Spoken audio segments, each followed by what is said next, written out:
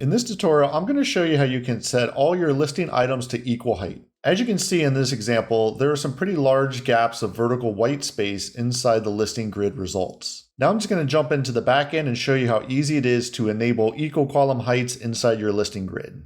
The first thing we need to do is go underneath JetEngine, and under listings, you're going to want to make sure you already have a listing, created for the listing grid.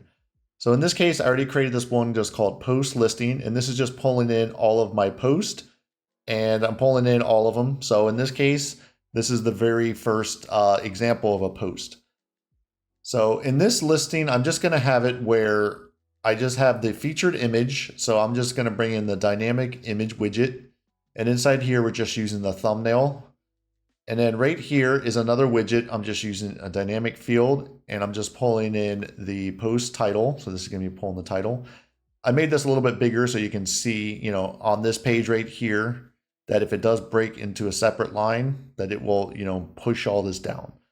So I'm gonna make that a little bit bigger. And then this right here is very similar, just dynamic field, and I'm using the post excerpt. So this one, for example, I have some of them that don't have it at all, and then some that have long and short. So I just thought this was a good use case. So once you have that all saved up, you're just gonna wanna make sure that you hit update, and now we can jump into our page and add a listing grid. And as you can see on this page, I just pulled in the listing grid widget, and I'm just making sure that I'm targeting the listing I just created called post listing. And inside this example, I'm just going to show a few. So I just did 2 columns and 4 posts. I don't want to show a whole bunch of posts in this example, so just the 4 is good. And the only thing you're going to have to really do is make sure you go underneath right here where it says equal column height.